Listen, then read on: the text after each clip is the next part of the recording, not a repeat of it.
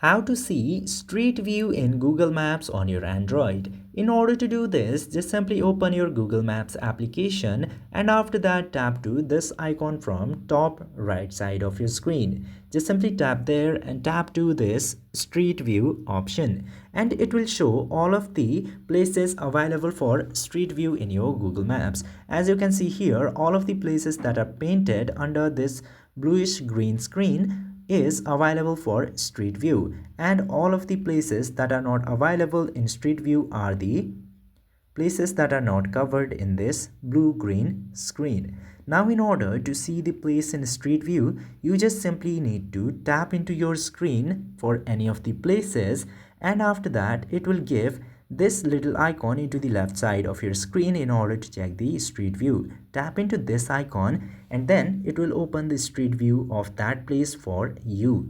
You can maximize it full screen and after that you can move it and use it very easily. This way you can see Street View in your Google Maps on Android very easily. I hope this video was helpful to you. If yes, don't forget to hit that subscribe button.